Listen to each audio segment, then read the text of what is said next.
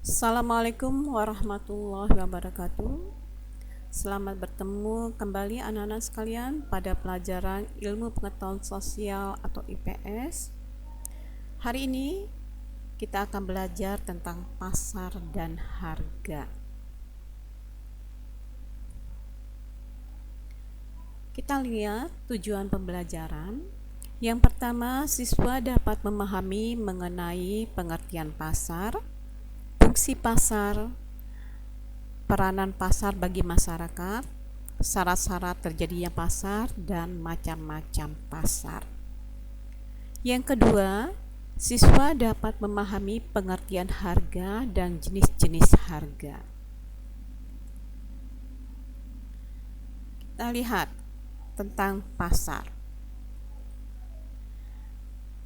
Nah, pengertian pasar adalah sarana bertemunya penjual dan pembeli, baik secara langsung maupun tidak langsung, untuk melakukan jual beli atau proses terjadinya interaksi antara penjual dan pembeli untuk mencapai kesepakatan harga dan jumlah barang atau jasa yang diperjualbelikan. Jadi kalau yang namanya pasar, tentu adanya penjual, juga adanya pembeli. Nah, setelah adanya penjual dan pembeli, tentu juga akan terjadi yang namanya transaksi, gitu kan? Transaksi antara penjual dan pembeli. Jadi kira-kira penjual memberikan harga berapa, pembeli juga biasanya dengan cara menawar. Maka dari hasil transaksi tadi atau tawar-menawar tadi, tentu akan ada yang namanya kesepakatan harganya antara penjual dan pembeli. Nah, baru setelah itu ya terjadi yang namanya proses jual beli. Kita lihat lagi. Nah, dari definisi pasar yang kalian dengar tadi, pengertian pasar tadi, kita lihat bahwa ada syarat-syaratnya yang namanya pasar itu.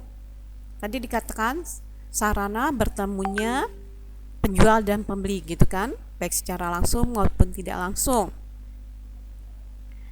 Nah, syarat yang pertama apa kira-kira? Ya, tentu ada yang namanya penjual. Nah, biasanya penjual itu ngapa? Ya, orang yang menjual barang atau jasa. Itu namanya penjual. Setelah itu apa lagi? Ada juga yang namanya pembeli. Apa pembeli itu? Ya, akan membeli barang. Nah, selain itu ada apa lagi? Kita lihat tadi ada dikatakan bahwa adanya barang atau jasa, maka syarat yang ketiga adalah terdapatnya barang atau jasa yang akan diperjualbelikan. Itu adalah syarat-syarat pasar. Kita lihat selanjutnya, peranan pasar.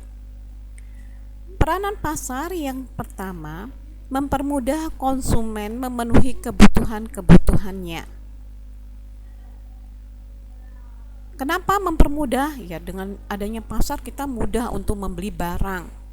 Kita nggak perlu datang jauh-jauh, misalnya kita tidak punya cabai, masa iya kita harus datang langsung ke sana, misalnya penghasilnya yang lebih daerah kita saja, misalnya Lampung Barat, jauh sekali, kita cukup datang ke pasar. Maka itu akan mempermudah yang namanya kita konsumen itu memenuhi kebutuhan. Yang kedua, mempermudah penjual barang dan jasa yang telah dihasilkan. Udah pasti.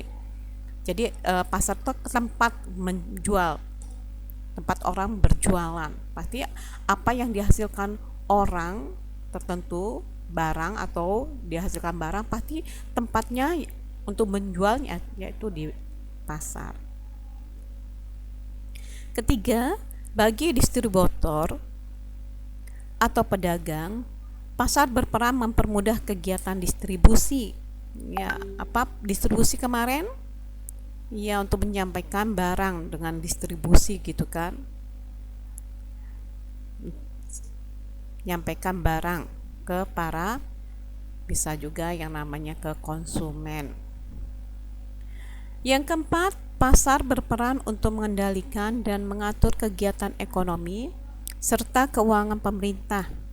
Bagi masyarakat secara umum, pasar dapat berperan sebagai tempat untuk mendapatkan pekerjaan atau penghasilan. Jadi selain kegiatan ekonomi serta keuangan pemerintah, juga pasar juga merupakan tempat untuk mendapatkan pekerjaan.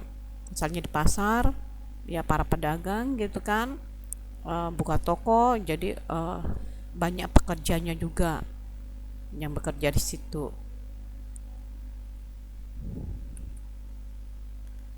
Kita lanjut fungsi pasar.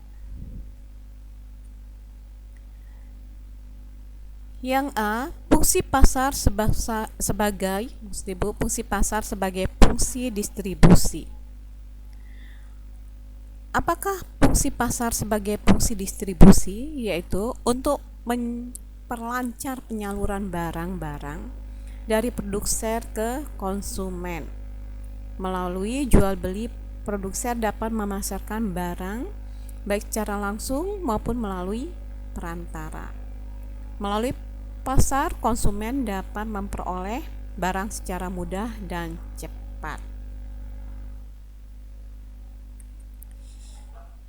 Yang B, fungsi pasar sebagai pembentukan harga. Pada setiap barang terdapat dua macam jenis harga, yaitu harga subjektif dan harga objektif. Apa sih yang dimaksud dengan harga subjektif?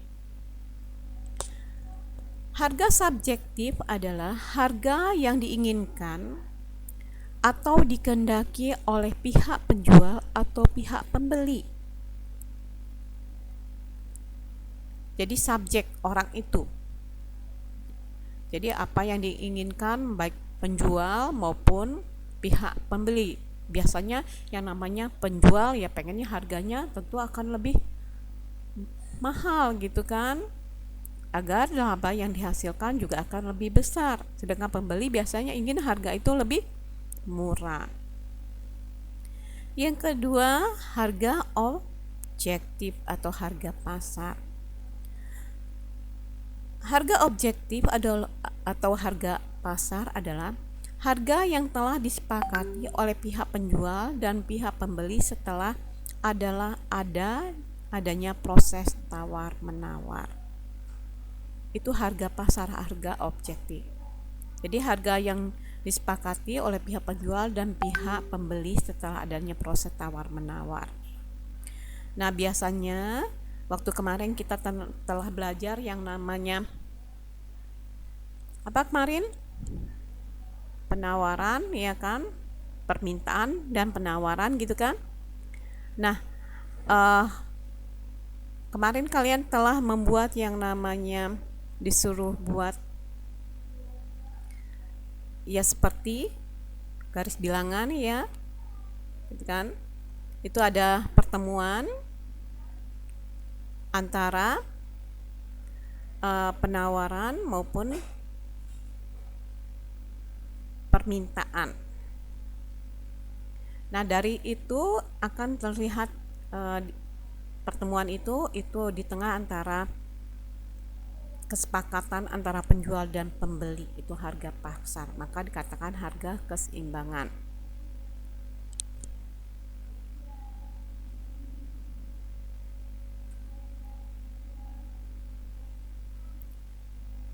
Selanjutnya, jadi fungsi pembentukan harga terjadi karena adanya transaksi penjual dan pembeli yang membentuk kesepakatan harga.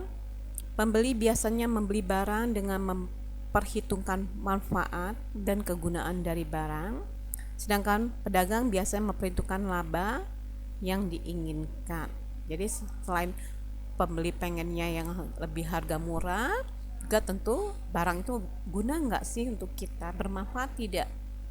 Kalau yang namanya penjual pasti ada memperhitungkan laba keuntungannya.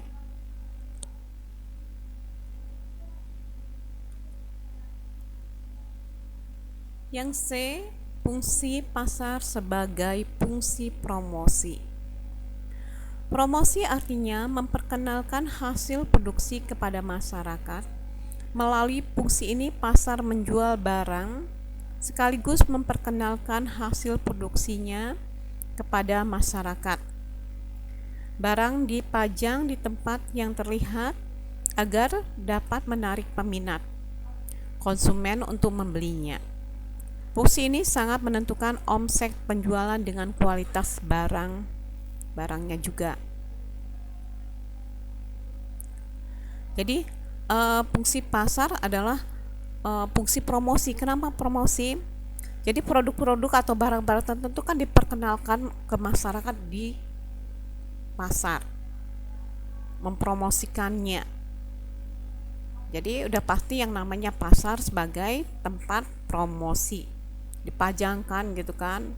Toko sepatu pasti majang sepatu-sepatu dari berbagai merek, atau kadang-kadang ada yang namanya gambar-gambar tertentu kan, di pasar itu dalam rangka promosi.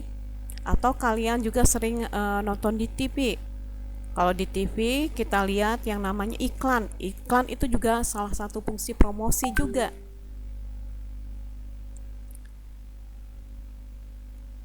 Kita lanjutkan, macam-macam pasar. Yang A, pasar menurut wujudnya. Pasar menurut wujudnya, yang pertama pasar konkret. Konkret, arti konkret apa? Nyata. Jadi apa definisi pasar konkret? Pasar konkret adalah pasar nyata yang terdapat unsur-unsur pasar seperti penjual, pembeli, dan barang-barang yang diperjualbelikan dengan transaksi secara langsung. Contoh, pasar yang biasa kita kunjungi kalau di Bukit Kemuning kan pasar Bukit. Itu kan pasar konkret yang nyata. Jadi yang namanya penjual, pembeli itu bertemu secara langsung. Nah, jadi kita juga bisa ngelihat loh barang yang dijualnya. Udah tuh apa? Ya setelah kita ada penjual pembelinya bertemu secara langsung, adanya barang juga yang ingin kita beli, dan penjual juga menjual barangnya, udah tuh terjadi transaksi secara langsung dengan cara tawar-menawar tadi. Baru kita bisa menukarnya, misalnya dengan kita punya uang, penjual punya barang, baru terjadi yang namanya transaksi jual beli. Akhirnya barang kita ambil dan uang juga diambil oleh penjual. Contoh pasar buah, pasar sayuran, dan sebagainya macamnya yang lainnya. Selanjutnya pasar abstrak. Abstrak itu ya tidak nyata. Pasar abstrak adalah pasar yang transaksinya tidak secara langsung di pasar, melainkan alat komunikasi dan barang yang dijualbelikan sudah dapat diketahui oleh pembeli. Contoh pasar valuta asing dan pasar modal. Contoh yang lain, biasanya sekarang ini udah suatu hal yang biasa kalau kita kadang-kadang membeli barang itu lewat online. Entah kalian suka di Shopee gitu kan, Lazada, itu kan pasti dikatakan itu pasar abstrak. Kenapa? Karena tidak bertemu secara langsung antara pembeli dan penjualnya, tidak bertemu secara langsung. Dengan melalui alat komunikasi kita lihat gambarnya, tahu itu barang ada, gambarnya juga ada, penjualnya juga ada, tapi tidak secara langsung kita belinya.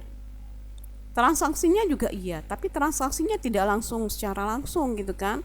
Kita misalnya dengan bayar lewat bank gitu kan, kadang-kadang di Indomaret, Alfamaret, dan sebagainya macam. Itu adalah salah satu contoh pasar abstrak.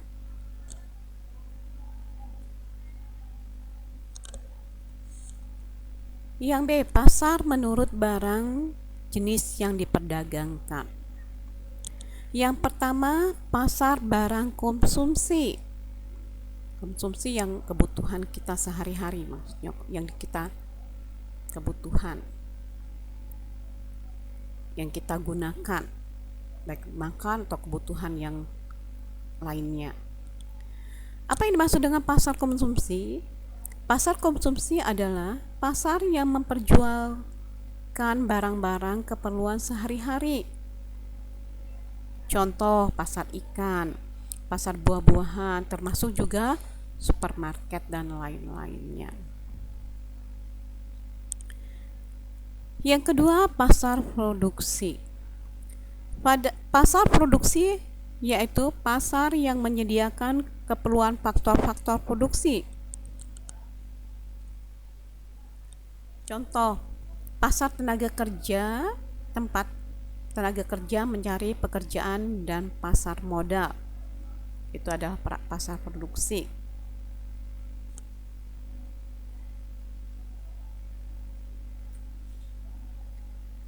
Yang C, pasar menurut luas jaringan distribusi. Yang pertama, pasar setempat. Pasar setempat yaitu pasar yang digunakan oleh masyarakat di wilayah sekitar dan melibatkan penjual dan pembeli di sekitar daerah tersebut, serta barang yang diperjualkan khas budaya daerah tersebut. Contoh, pasar Klewer di Solo, pasar Beringharjo di Yogyakarta yang menjual batik khas budaya daerah tersebut, kan? Itu namanya pasar setempat. Yang kedua, pasar nasional. Pasar nasional yaitu pasar yang cakupannya pembelinya dalam wilayah suatu negara. Penjual dan pembelinya dari berbagai daerah di wilayah negara tersebut. Produk yang dijual dibentuk oleh masyarakat negara tersebut. Contoh, pasar uang, pasar modal atau Bursa Efek Jakarta (BEJ), itu adalah contoh dari pasar nasional.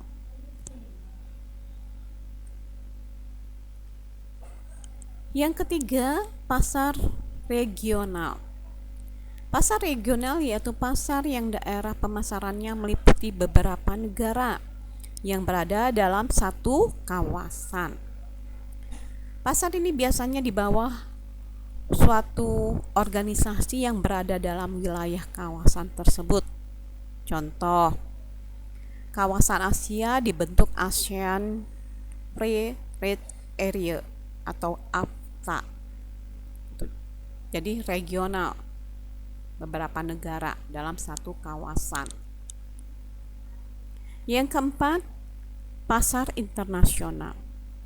Pasar internasional yaitu pasar yang menyediakan komoditas barang dagangan untuk masyarakat seluruh dunia. Biasanya, komoditi yang terjual merupakan produk-produk yang dibutuhkan oleh seluruh masyarakat.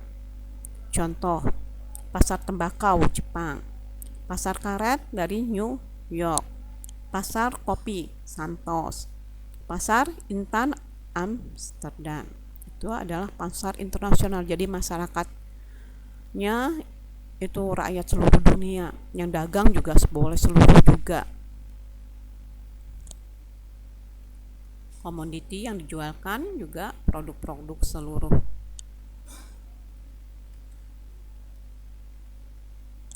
Yang D, pasar menurut waktu penyelenggaraan.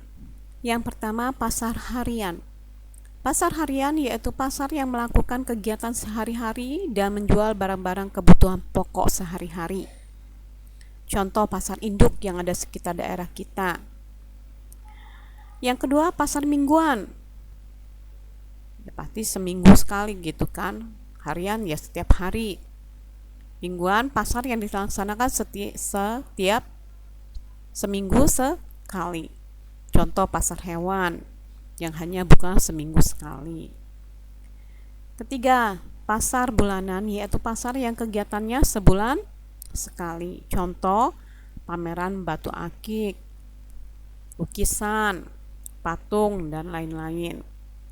Keempat, pasar tahunan, yaitu pasar yang diadakan setahun sekali yang bersifat nasional maupun internasional. Contoh, kalau di Jakarta sering ada yang namanya setahun sekali Pekan Raya Jakarta atau PRJ, Pekan Raya Jakarta, dan pasar malam Sekaten di Solo.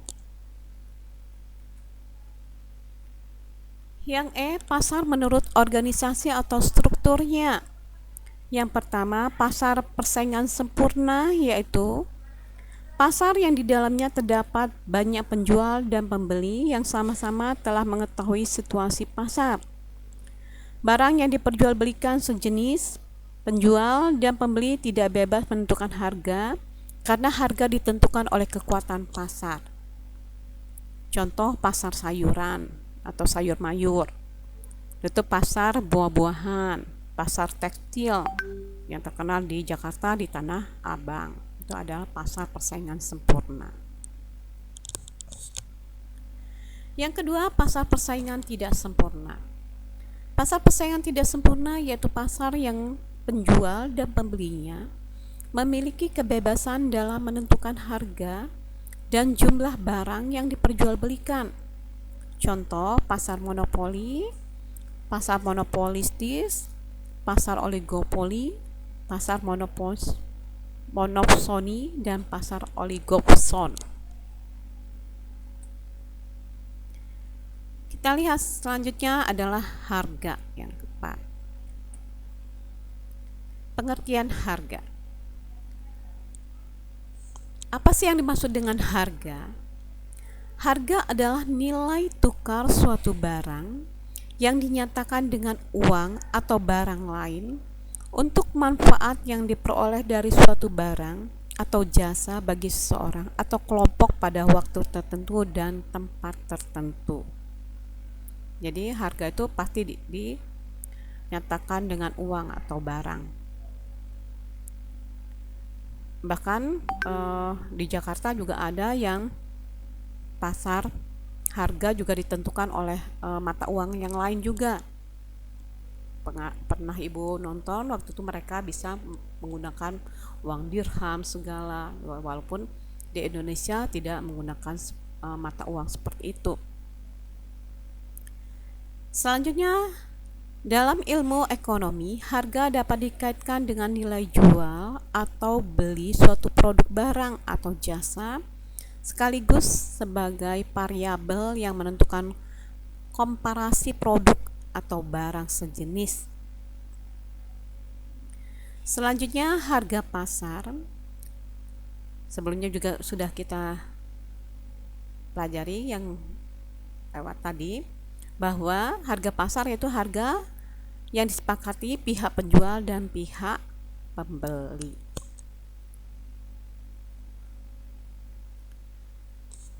Sampai jenis-jenis harga. Yang pertama, harga subjektif. Harga subjektif adalah harga taksiran pembeli dan penjual terhadap barang yang akan dibeli atau dijual. Itu harga subjektif, orang itu loh kira-kira menafsir, mentaksir, mengira-kira berapa sih kira-kira harga barang ini gitu, baik entah pembeli maupun kira-kira penjual. Yang kedua, harga objektif. Harga objektif adalah harga yang disetujui atau disepakati kedua belah pihak antara pembeli dan penjual. Jadi udah disepakati, udah setujui antara pembeli dan penjual, itu udah harga objektif. Ketiga, harga pokok. Harga pokok adalah nilai uang dari barang-barang yang diberikan pada produksi dan langsung berhubungan dengan hasil barang. Keempat, harga jual. Harga jual adalah harga pokok ditambah laba yang diharapkan. dikatakan. Pasti kalau yang namanya harga jual, kira-kira kita barang itu beli berapa gitu kan, asalnya berapa harga barang itu, pasti kita yang namanya jual pasti ingin mendapatkan keuntungan. Maka dari harga pokok kita dapat harga itu, harga asalnya bisa dikatakan, ditambah dengan berapa sih kira-kira keuntungan yang kita inginkan, itu dikatakan harga jual. Yang kelima, harga pemerintah. Harga pemerintah adalah yang ditetapkan oleh pemerintah. Misalnya harga dasar padi, beras, gula, terigu, semen, dan sebagainya macamnya. Jadi yang langsung ditetapkan oleh pemerintah. Keenam, harga bebas. Harga bebas adalah harga yang terdapat di pasaran antara penjual dengan penjual yang diakibatkan adanya persaingan. Jadi harga bebas itu penjual dengan penjual, jadi mereka bersaing. Kira-kira ya terserah mereka berapa yang akan mereka berikan harga barang yang mereka ingin pasarkan. Ketujuh, harga dumping. Harga dumping adalah harga yang ditentukan penjual, umpamanya harga ekspor penjual di pasaran luar negeri untuk merebut pasaran internasional dan penjual dengan harga yang lebih mahal di pasaran dalam negeri. Itu harga dumping namanya. Yang kedelapan, harga gasal atau outrage adalah harga yang angkanya tidak bulat. Misalnya 9,999 rupiah. Cara ini dimaksud untuk mempengaruhi pandangan konsumen atau pembeli bahwa harga produk itu lebih murah. Kita sering dapatkan harga seperti ini ya kalau di supermarket gitu kan, atau di misalnya juga di Alfamart, Indomaret gitu. Maka pasti ada di belakangnya seperti itu. 999 sebetulnya hanya udah 10.000 gitu kan. Cuman kurang ya berapa? Cuman dilihat dari itu menunjukkan bahwa ingin bahwa kelihatannya lebih murah, padahal ya tidak, hanya sekian kurangnya. 9, harga daftar atau list price adalah harga yang diberitahukan terlebih dahulu dari harga produk. Ini biasanya pembeli akan memperoleh potongan. Harga daftar itu namanya. Misalnya harga ini sekian, dan kalian misalnya sering juga ada memperoleh potongan sekian persen, atau bisa juga di diskon sekian. Kita sering itu juga di mall-mall juga kita bisa peroleh seperti itu. Harga aslinya sekian gitu kan. Setelah dipotongan misalnya diskon 20%. Itu harga daftar, list price.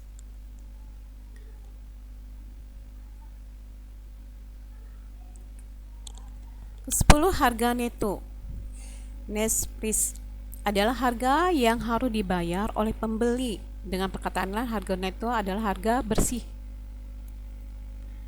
Yang ke-11, harga zone. Zone price adalah harga yang sama untuk suatu daerah atau zona geografis tertentu. Contoh, harga satu potong kemeja batik di Jakarta 50.000 misalnya. Sedangkan harga batik tadi kalau di daerah Bogor ya sama 50.000. Tapi ada ongkos yang namanya transportasi, atau kalau kita sekarang ongkirnya sekian loh gitu. Nah, itu harga zona. Jadi antara satu wilayah dengan wilayah lain. Kita juga kan sudah seperti itu. Misalnya sekarang mesen makanan gitu kan, mesen barang, harganya sekian, ongkirnya ya sekian. Itu harga zona. 12, harga titik dasar atau basing point price adalah harga didasarkan atas titik lokasi tertentu. Misalnya basis harga sebuah produk di Jakarta 25.000 per unit. Maka harga basis di Bogor tetap 25.000 plus transport Jakarta Bogor. Hampir sama dengan harga zona tadi.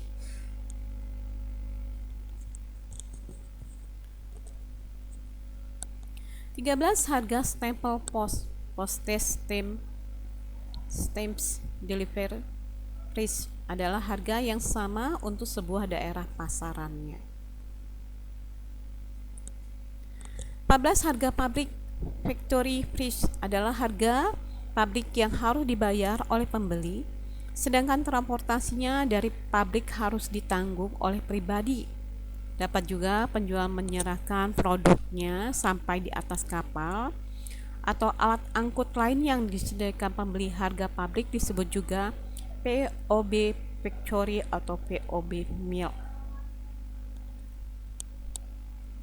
15. Harga PAS price alongside adalah biaya angkutan ditanggung penjual sampai kapal merapat di pelabuhan tujuan. Pembongkaran produk ditanggung oleh pembeli. 16. Harga CIF cost, intrusion, and freight adalah harga barang yang diekspor suatu sudah termasuk biaya asuransi, biaya pengiriman, sampai diserahkannya barang tersebut kepada pembeli. Nah, itu saja yang Ibu sampaikan. Sebelum Ibu akhiri, seperti biasa, kalian mengerjakan tugas untuk daring yang ke-6 ini. Yang pertama, apakah yang dimaksud dengan pasar dan harga? Yang kedua, sebutkan 4 peranan pasar yang ada pada video ini. Ketiga, apakah yang dimaksud dengan harga gasal dan harga neto? Silakan kalian mengerjakan, Ibu tunggu tugasnya. Terima kasih, mudah-mudahan kita juga selalu sehat, tetap semangat dan terus berusaha dalam tetap menjaga kesehatan, ikuti protokol COVID-19 serta jalani 3M, menjaga jarak, pakai masker dan mencuci tangan. Ibu akhiri dengan wassalamualaikum warahmatullahi wabarakatuh.